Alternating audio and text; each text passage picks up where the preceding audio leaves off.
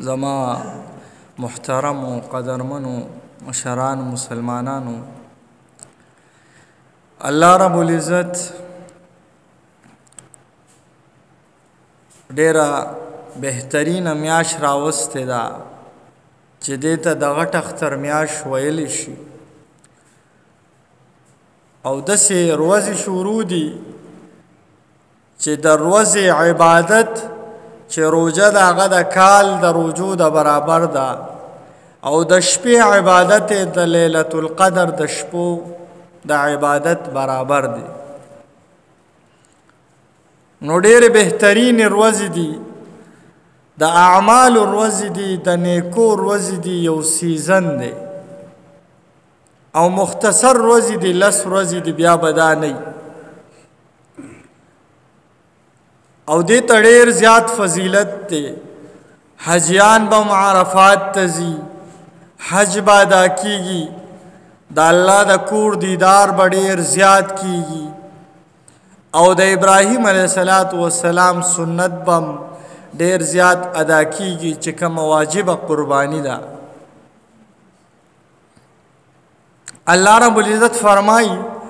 وَلَن يَنَالَ اللَّهَ لُحُومُهَا وَلَا دِمَاؤُهَا وَلَكِنْ يَنَالُهُ التَّقْوَى.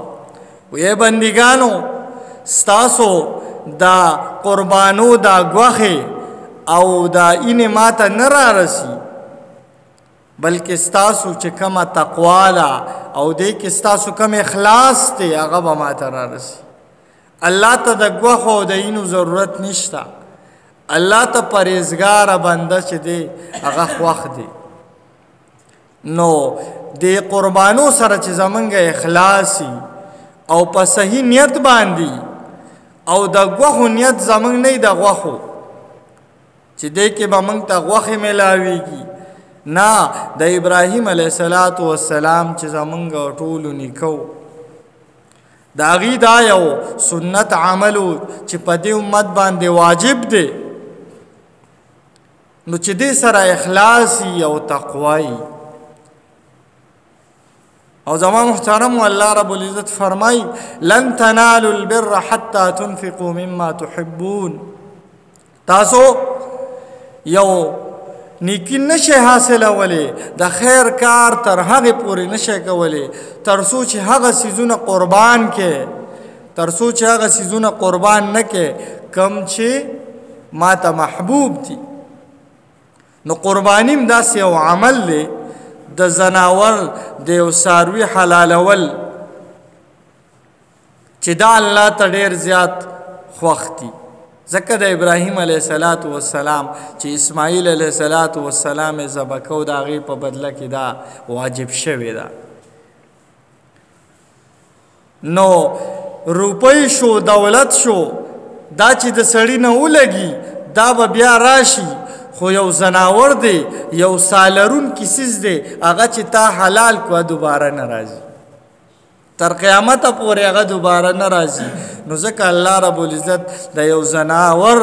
د یو جاندار او سالرونکی څیز حکم کړی چې دا تاسو حلال کې قرباني کې، او وی د هر یو څیز دپاره یو روح وي. دا څومره څیزونه چې دي دې ته به الله رب العزت خپل یو روح ورکوي. دغه شان دغه زناورو ته الله رب العزت به بیا سي ستا د ثواب د هغې چې کم اخته دي د هغې برابر ستا ثواب کیږي، دا ستا په تله د میزان کې راځي. اوس قرباني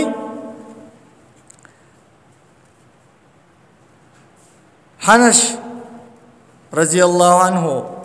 فرمایي چې ما علي صاحب ولیدو او علي رضی الله عنه 2 ګډان حلالول. وی ما ورته وویل چې ما هذا دا څه دي؟ خلک خو یو حلالوي، یو قرباني ده، ته 2 حلالې. وی علي رضی الله عنه ما ته وفرمایل چې رسول الله مبارک ما ته وصیت کړی ان اوصانی ان اضحی عنه، چې زما د طرفه چې دی چې ته کله قربانی کې نو زما د طرفه هم قربانی کوه. نو علي رضی الله عنه به 2 ګډان حلالول، دا یې معمولو هر پیرا یو به د خپل طرف او بل به د رسول الله صلی الله علیه وسلم د طرف. ځکه چې هغه پیغمبر علیه الصلاة والسلام چې هغه کله قرباني کوي نو 100 قربانۍ کوي او 3 شپې ته په خپل لاس حلالوي او دا نور علي صاحب ته وایي دا تا حلال که دا د امت د طرفه. زما محترم نو قرباني چې دا د یو ثواب ذریعه ده نو د رسول الله صلی الله علیه وسلم چې په موږ حق دی د پیغمبر علیه الصلاة والسلام د جانب نه هم کو یو سړی د قربانۍ نیت وکړي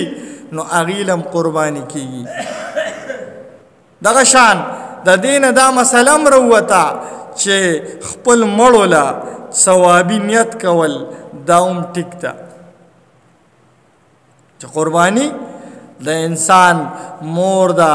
پلار دی دا وفات شوی دی رور وفات شوی دی او بالغ بچی وفات شوی دی او د هغې د طرفه یو څاروی کور کې حلالوي غټ څاروی دی غوا میخه ده سنډا دی غویي دی په هغې کې اووه حصې دی کولی شي کو 5 کسانی یو دی پکې پلار له نیت وکړي پلار یې مړ دی او یو حصه دی پکې رسول الله صلی الله علیه وسلم له وکړي نو د هغې به هم هغه د قربانۍ هغه دغه به ورته ورسي ایصال ثواب او ستا قربانۍ کې فرق هم رانغی ځکه چې غټ څاروي کې اووه حصې دي. نو په دې ورځو کې چې دی منګه داسې څاروي وګورو چې هغه د عیبونو نه پاک څاروي. الله رب العزت ته چې څومره تازه او غټ څاروي هغه ډېر زیات خوښ دی او اسماعیل علیه الصلاة والسلام په بدله کې ګډ راغلی د ټول نه بهترینه قرباني هم د ګډ ده بیا د ګډې بیزې ده او دغه شان د غوا میخې ده د غویي ده او د اوښ هم ده. نو 4 قسمه څاروي دي چې په هغې باندې قرباني کیږي 4 قسمه 4 اجناس دي اقسام دي. یو ګډه بیزه ده بزه نر او ښځه دا دواړه او ګډه نو دا یو شو بل غوا او غویي دا دویم شو او دریم میخه او سنډا دا دریم نمبر او 4م نمبر چې دی هغه اوښ دی. هغه څاروي علما لیکي چې هغه سي اهلي وي وحشي نه وي چې خلکو سره مانوسي عام طور کورونو کې خلک پالي او هغه ورسره بلدي ساتونکي پالتو چې کوم ته وایي پالتو پالنے والے او چې کوم ښکاري څاروي دي زناور دي باراسینګه ده سویا ده اوسۍ ده دا څیزونه دا د دې قرباني جایز نه ده که هغه څیز حلال هم وي خو قرباني پې نه کیږي کو حلال دی کو ذبح دی کو نو دا دی غوښه شوه قرباني دی ونه شوه. قرباني دا په چا باندې واجب ده په کومو خلکو باندې نو د قربانۍ دپاره د زکات نصاب دا ضروري نه دی لکه داسې نشو ویلی چې په چا زکات کیږي راځي نو په هغه به قرباني م راځي نه داسې خلک شته چې زکات په فرض نه دی او قرباني په واجب ده د زکات نصاب ځان نه دی او د قربانۍ نصاب ځان نه دی داسې ویلی شي چې 50 صدقه فطر سرسایه واجبي په هغه قرباني م واجب ده داسې ټیک ده ځکه چې د سرسایي او د قربانۍ دپاره نصاب چې دی هغه 2.50 تولې سره یا 1.5 تولې زره او 1.5 تولې سره زره یا د دې برابر روپۍ دي چې اوس سونه وي په 1,18,000 روپۍ ته یو توله سره وختل نو نن سبا نصاب تقریبا 80,000 روپۍ دی نو د ضرورت نه زیات سامان هم دی کې راځي چې ضرورت نه زیات سامان دی تا سره کور کې او هغه 50,000 ته ورسېدو نو بیا پتا قربانی لازم شوه خو په زکات نه لازمیږي ځکه وایي که یو سړی دی او د 2 کروڑو روپو ورسره د ضرورت نه زیات سامان دی کور کې پروت دی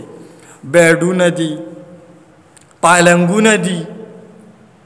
د دنیا سامان دی لوښي دي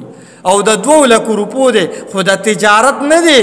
داسې نه کوي چې خرڅوي او واخلي تجارت بس کور کې ورسره اضافي پروت دی نو زکات پې نه راځي خو قرباني او سرسایه پې راځي